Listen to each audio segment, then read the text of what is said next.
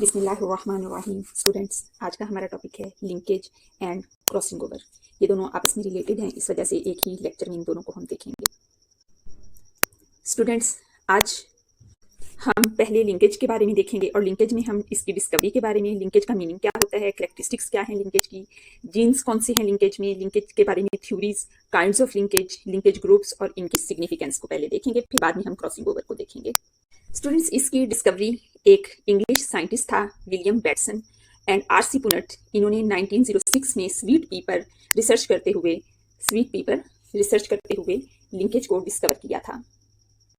Linkage क्या चीज़ होती है? तो स्टूडेंट्स, ये देखा गया कि कुछ ऐसे जीन्स हैं जो कि स्टेइंग टुगेदर यानी कि इकट्ठे ही रहते थे during inheritance through several generations without any change और separation due to they being present on same chromosomes. कुछ जीन्स ऐसे देखे गए कि वो नेक्स्ट जनरेशन में हमेशा इकट्ठे ही जाते थे। तो मेंडल तो ऐसा कहता है कि जीन्स इंडिपेंडेंटली असॉर्ट हो जाते हैं, तो ये मेंडल के इस लॉ के बरक्स इकट्ठे ही हमेशा रहते थे। तो इन पर जब इन्वेस्टिगेट किया गया तो इस नतीजे पर पहुंचे कि ये दो जीन्स जो हमेशा इकट्ठे रहते हैं, एक्चुअली ये जीन्स क्रोमोसोम्स पर साथ साथ प्रेजेंट होते हैं।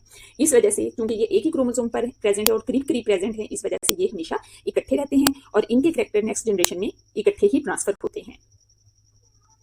अब हम इस नतीजे पर पहुंचे हैं कि जो लिंक्ड जीन्स होते हैं वो एक ही क्रोमोसोम पर एक दूसरे के करीब करीब होते हैं, इस वजह से ये इंडिपेंडेंट असॉर्टमेंट शो नहीं करते, ये इकट्ठे ही ट्रांसफर होते हैं। और इनमें जो dihybrid ratio of linked genes जो है वो 3:1 की रेशो को शो करते हैं, जबकि जो अनलिंक्ड जीन्स होते हैं, जो दो डिफरेंट यानी एक अगर इस क्रोमोसोम पे है दूसरा इस पे है, तो वो अनलिंक्ड जीन्स होंगे। तो जो अनलिंक्ड जीन्स होते हैं वो डाई हाइब्रिड रेशो में 9:3:1, जो F2 जनरेशन है उसमें 9:3:1 की रेशो शो करते हैं, लेकिन जो लिंक्ड जीन्स होते हैं ये 3:1 की ही रेशो शो करते हैं, ये 9:3:1 की रेशो शो नहीं करते। यहाँ पर आप देखें कि ये लिंक्ड जीन्स हैं क्योंकि ये क्रोमोसोम्स पर एक दूसरे के करीब करीब प्रेजेंट है, लेकिन अगर एक क्रोमोसोम पे जीन है और दूसरा दूसरे क्रोमोसोम पे जीन है तो वो लिंक्ड नहीं है, या एक ही क्रोमोसोम पर हैं दो जीन्स लेकिन एक दूसरे से ज्यादा डिस्टेंस पर हैं तो भी लिंक्ड जीन्स नहीं है वो। लिंकेज के बारे में दो थ्योरीज हैं, जिसमें से एक थ्योरी डिफरेंशियल मल्टीप्लिकेशन थ्योरी है जो कि विलियम बैटसन ने दी थी, और दूसरी क्रोमोसोमल थ्योरी है जो थॉमस हंट मॉर्गन ने पेश की थी। डिफरेंशियल मल्टीप्लिकेशन थ्योरी ये कहती है कि कुछ जीन्स जो हैं वो तेजी से मल्टीप्लाई करते हैं। Certain genes, segregation of genes during mitogenesis, certain genes multiply faster than others, यानी कि वो रूल ऑफ मेंडल को फॉलो नहीं करते बल्कि उसके अलावा वो तेजी से मल्टीप्लाई करते हैं। अब हम क्रोमोसोमल थ्योरी को देखते हैं तो ये बहुत ज्यादा क्लियर चीजें बताती है। क्रोमोसोमल थ्योरी ये कहती है कि genes which show linkage are located in same chromosome, जैसे हमने पीछे पिक्चर में देखा है। इसी तरह the distance between linked genes in the chromosome determine the strength of linkage, यानी कि जो जीन्स क्रोमोसोम पर जितनी ज्यादा करीब होंगे वो उतनी ज्यादा लिंक्ड है, जितना फासला बढ़ता जाएगा उतना लिंकेज वीक होता जाएगा। The gene lies in a linear manner in the chromosome, यानी क्रोमोसोम में जीन्स इस तरह से, ये क्रोमोसोम है और इस तरह से सीधे सीधे लाइन में जीन्स प्रेजेंट है। काइंड्स ऑफ लिंकेज को देखें तो हम मुख्तलिफ बेसिस पर इनको ग्रुपिंग कर सकते हैं। जैसे हमने एक on the basis of crossing over किया है, इसमें एक टाइप है कंप्लीट लिंकेज जिसमें जीन्स बिल्कुल एक दूसरे से सेपरेट नहीं होते, और इनकम्प्लीट लिंकेज जिसमें सेपरेट होने के चांसेस होते हैं। On the basis of chromosomes involve, कौन से क्रोमोसोम है, अगर वो ऑटोसोम यानी कि सेक्स वाले क्रोमोसोम नहीं है तो फिर ये ऑटोसोमल लिंकेज होगा, और अगर एक्स और वाई क्रोमोसोम पे होगा तो फिर उसे एलोसोमल या सेक्स लिंकेज कहेंगे। इसी तरह से थर्ड टाइप जो है on the basis of jeans involve, कौन सा जीन इन्वॉल्व है, कपलिंग फेज, रिपल्शन फेज, इसमें डिवाइड किया जाता है। अब इसकी जो फर्स्ट टाइप है जिसे हमने कहा कंप्लीट लिंकेज, इसको देखते हैं। तो ऐसे जीन्स जो कि एक ही क्रोमोसोम के ऊपर, सेम क्रोमोसोम के ऊपर प्रेजेंट होते हैं और वो इनहेरिटेड टुगेदर, इकट्ठे ही अगली जनरेशन में जाते हैं क्योंकि इनमें क्रॉसिंग ओवर नहीं होती, क्रॉसिंग ओवर एब्सेंट होने की वजह से। तो ऐसे जीन्स जो हैं वो क्योंकि कभी भी एक दूसरे से सेपरेट नहीं होते, इस वजह से ये कंप्लीट लिंकेज है। और ये ड्रोसोफिला में पाई जाती है, जहां पर आप देखें कि जो रेशो पेरेंट्स ने थी कैपिटल ए कैपिटल बी के साथ, स्मॉल बी के साथ, उसी तरह से जब इनके गेमेट्स बने हैं तो कैपिटल ए के साथ ही है, बी के साथ है, और कैपिटल ए कैपिटल बी के साथ ही है। फिर यहाँ पे स्मॉल ए स्मॉल बी, यानी कि जो पेरेंटल क्रोमोसोम में रेशो थी वही रेशो रही है, कोई नया कॉम्बिनेशन नहीं बना। इसकी दूसरी टाइप इनकम्प्लीट लिंकेज है। इनकम्प्लीट लिंकेज में भी क्रोमोसोम सेम ही है जिसके ऊपर जीन्स प्रेजेंट है, इस वजह से हैं तो वो लिंक्ड जीन्स, लेकिन क्रॉसिंग ओवर की वजह से ये एक दूसरे से सेपरेट हो सकते हैं, पेरेंटल टाइप से डिफरेंट भी कॉम्बिनेशन बन सकते हैं। ये किस वजह से है? क्रॉसिंग ओवर की वजह से। इस क्रॉसिंग ओवर में आप देखें तो इस केस में आप देखें कि ये पेरेंटल टाइप है और इसमें क्रॉसिंग ओवर हो रही है। यहाँ पर आप देखें कि एक क्रोमोसोम अपना पार्ट दूसरे क्रोमोसोम के साथ एक्सचेंज कर रहा है, जिसके रिजल्ट में एक का जीन दूसरी तरफ चला जाता है। इस वजह से यहाँ capital A capital B, capital A small capital B और स्मॉल बी, यानी कि ये वाला और ये वाला तो पेरेंटल टाइप है, लेकिन ये दरमियान वाली जो दो हैं ये नॉन पेरेंटल टाइप है। अब यहाँ पर नया कॉम्बिनेशन बन गए हैं तो इस वजह से ये इनकम्प्लीट लिंकेज है, लेकिन ये जीन्स पहले लिंक्ड थे सेम क्रोमोसोम पर होने की वजह से, लेकिन क्रॉसिंग ओवर की वजह से ये एक दूसरे से सेपरेट हो जाते हैं। ऐसे लिंकेज को इनकम्प्लीट लिंकेज कहते हैं। काइंड ऑफ लिंकेज में हमने on the basis of crossing over पढ़ लिया, कंप्लीट लिंकेज, इनकम्प्लीट लिंकेज। दूसरी टाइप जो है on the basis of chromosome involve था कि ऑटोसोमल लिंकेज या एलोसोमल लिंकेज। अब हम इसको देखते हैं। तो स्टूडेंट्स इस बेस पर ऑटोसोमल लिंकेज अगर जीन्स जिनके बारे में हम पढ़ रहे हैं वो ऑटोसोम्स पर यानी कि सेक्स क्रोमोसोम के अलावा जो क्रोमोसोम्स हैं उनके पर प्रेजेंट होंगे तो वो ऑटोसोमल लिंकेज होगा, और अगर वो सेक्स क्रोमोसोम यानी एक्स और वाई क्रोमोसोम पर होंगे तो फिर इसको एलोसोमल लिंकेज कहेंगे और सेक्स लिंकेज भी इसको कह सकते हैं। और थर्ड जिस वे में हम इसको कर सकते हैं उसको हम जीन इन्वॉल्व कह रहे हैं, एक उसमें कपलिंग फेज है और एक रिपल्शन फेज है, तो हम इसको देखते हैं। स्टूडेंट्स इसमें दो केसेस हैं on the basis of gene involve में, दो केसेस हैं, एक कपलिंग फेज है और एक रिपल्शन फेज है। कपलिंग फेज में ऐसा होता है कि जो दो जीन्स एक क्रोमोसोम पर प्रेजेंट है वो दोनों जीन्स या तो डोमिनेंट है या फिर ये दोनों ही रिसेसिव हैं। ये एक क्रोमोसोम पर प्रेजेंट है और यहाँ पर दोनों ही डोमिनेंट है, ये दूसरा क्रोमोसोम है, यहाँ पर दोनों ही रिसेसिव है, तो ऐसी सूरत को हम कपलिंग फेज कहते हैं। दूसरी टाइप में एक क्रोमोसोम पर प्रेजेंट जो दो जीन्स हैं जो आपस में लिंक्ड हैं उनमें से एक डोमिनेंट है, जैसे कि टी यहाँ पर डोमिनेंट है और एक रिसेसिव है और आर यहाँ पर रिसेसिव है। स्टूडेंट्स यहाँ पर टी और आर दो डिफरेंट जीन्स हैं, ये एक जीन के दो डिफरेंट एलील नहीं है, एक जीन के दो डिफरेंट एलील को हम इस तरीके से शो करते हैं या फिर हम उसको इस तरीके से शो करते हैं। तो यहाँ पर एक टी है और एक आर है, ये दो डिफरेंट जीन्स हैं और टी जो है ये डोमिनेंट वाला जीन है और आर जो है वो रिसेसिव वाला जीन है। तो एक का डोमिनेंट और दूसरे के रिसेसिव के दरमियान अगर लिंकेज है तो इस लिंकेज को हम रिपल्शन लिंकेज कहते हैं। तो इस तरह से हमने काइंड्स ऑफ लिंकेज की तीन टाइप्स जो थी तीनों पढ़ ली, क्रॉसिंग ओवर की बेस पर, क्रोमोसोम इन्वॉल्व की बेस पर और इसके अलावा जीन इन्वॉल्व की बेस पर। अब हम नेक्स्ट टॉपिक की तरफ बढ़ते हैं। लिंकेज ग्रुप से मुराद वो जीन्स हैं जो कि एक क्रोमोसोम के ऊपर प्रेजेंट है। तो किसी स्पीशीज में जितने क्रोमोसोम्स होंगे उसमें उतने ही लिंकेज ग्रुप्स होंगे। जैसे ड्रोसोफिला मेलानोगास्टर इसमें 4 पेयर ऑफ क्रोमोसोम्स होते हैं तो इसमें 4 ही लिंकेज ग्रुप्स पाए जाते हैं। ह्यूमन बीइंग के अंदर 23 पेयर ऑफ क्रोमोसोम्स होते हैं तो इनमें 23 लिंकेज ग्रुप हैं, क्योंकि एक क्रोमोसोम के ऊपर पाए जाने वाले तमाम जीन्स एक दूसरे के साथ लिंक्ड होते हैं तो ये एक लिंकेज ग्रुप बनाते हैं। तो 23 पेयर्स हैं क्रोमोसोम्स के तो 23 लिंकेज ग्रुप्स होंगे।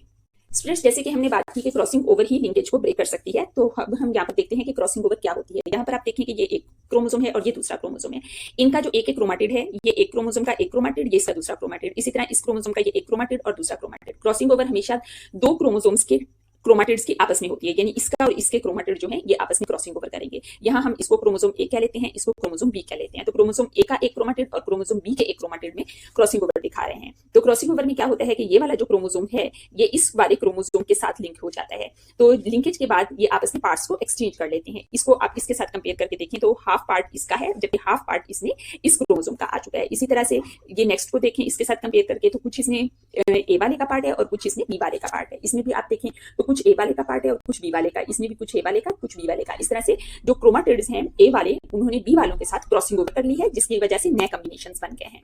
और इस तरह से जो लिंकेज ग्रुप्स हैं उनका लिंकेज ब्रेक हो जाता है क्रॉसिंग ओवर की वजह से, लेकिन फिर भी कुछ जीन्स इकट्ठे रहते हैं। जैसे आप यहाँ पर देखें तो इतने जो जीन्स हैं इसमें वो इकट्ठे ही रहे और इसमें भी जो नीचे नीचे वाले जीन हैं वो इकट्ठे रहे, लेकिन इस जगह पर जहां पर जोड़ आया वहां पर जीन्स में नया लिंकेज बन गया।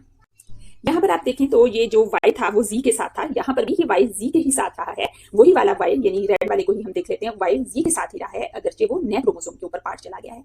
लेकिन सेपरेट ये किससे हुआ है? इस वाले x से। ठीक है, ये वाला x अब ग्रीन का इसके ऊपर प्रेजेंट है, इसका रेड वाला नहीं है। तो चूंकि ये x और y एक दूसरे से दूर थे तो इनके दरमियान तो लिंकेज ब्रेक हुआ है। जो पेरेंट वाला था वो वाला लिंकेज अब नहीं है, लेकिन जो जीन्स एक दूसरे के करीब करीब प्रेजेंट थे क्रोमोसोम पर, ये नए क्रोमोसोम पर भी उसी तरह से इकट्ठे ही गए हैं।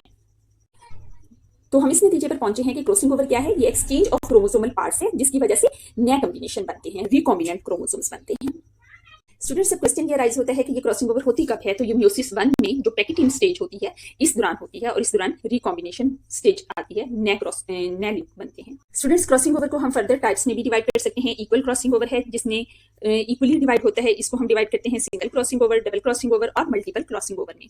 स्टूडेंट्स अब ये होते क्या हैं? सिंगल क्रॉस ओवर में एक्चुअली एक ही पॉइंट पर क्रोमोसोम ब्रेक होता है और नया कॉम्बिनेशन बनता है। डबल क्रॉसिंग ओवर में मोर देन 1 यानी कि 2 पॉइंट्स पर क्रोमोसोम ब्रेक होता है और आपस में फिर ये नए कॉम्बिनेशन से जुड़ जाते हैं। जबकि मल्टीपल क्रॉसिंग ओवर में क्रोमाटिड मैनी पॉइंट्स पर ब्रेक होते हैं और नए कॉम्बिनेशन के साथ जुड़ जाते हैं।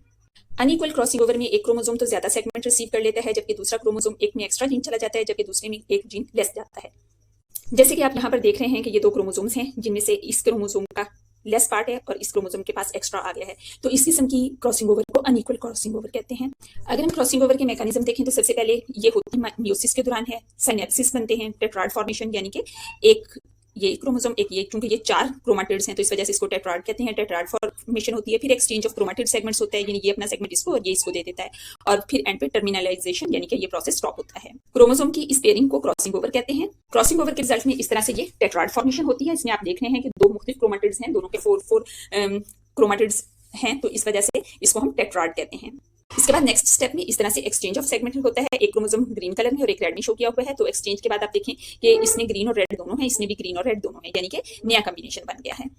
नया कॉम्बिनेशन बनने के बाद क्रोमोसोम एक दूसरे से सेपरेट हो जाते हैं, जिसको टर्मिनलाइजेशन कहते हैं। अब ये दोबारा से उसी तरह से नजर आएंगे जैसे कि ओरिजिनल क्रोमोसोम था। स्टूडेंट्स, क्रॉसिंग ओवर के ऊपर कुछ फैक्टर्स अफेक्ट करते हैं, जैसे कि मैटरनल एज यानी मदर की age, temperature, nutritional and chemical effects, chromosomes effect, centromere effect, mutation effect and sex. अब हम लिंकेज और क्रॉसिंग ओवर में डिफरेंस देखते हैं। तो लिंकेज में actually linkage keeps the genes together, जबकि क्रॉसिंग ओवर क्या करती है, ये लिंक्ड जीन्स को एक दूसरे से सेपरेट करती है। लिंकेज इन्वॉल्व्स इंडिविजुअल क्रोमोसोम्स, यानी एक क्रोमोसोम्स के जीन्स आपस में लिंक्ड होते हैं, लेकिन क्रॉसिंग ओवर इन्वॉल्व करती है डिफरेंट क्रोमोसोम्स को, क्योंकि नॉन सिस्टर क्रोमाटिड्स के दरमियान क्रॉसिंग ओवर होती है और एक्सचेंज ऑफ जीन्स होता है। Number of linkage groups can never be more than haploid chromosome number. ठीक है, जितने क्रोमोसोम नंबर हैं उतने ही लिंकेज ग्रुप्स हो सकते हैं, लेकिन क्रॉसिंग ओवर की रेशियो जो है वो फ्रीक्वेंसी डिफरेंट हो सकती है। The frequency of crossing over can never exceed 50%। 50% से नीचे, 0 से लेकर 50% तक हो सकती है, लेकिन इससे ऊपर नहीं रहती। लिंकेज जो है ये रिड्यूस करती है वेरिएबिलिटी को। वेरिएबिलिटी प्रोड्यूस होती है जब जीन्स एक दूसरे से सेपरेट होते हैं। लिंक्ड जीन्स इकट्ठे रहते हैं, इस वजह से वेरिएबिलिटी नहीं होती, लेकिन क्रॉसिंग ओवर वेरिएबिलिटी को इंक्रीज करती है, क्योंकि ये नया नया कॉम्बिनेशन प्रोड्यूस करती है। उम्मीद है स्टूडेंट्स आपको ये लेक्चर समझ आ गया होगा। नेक्स्ट लेक्चर इसी से रिलेटेड होगा।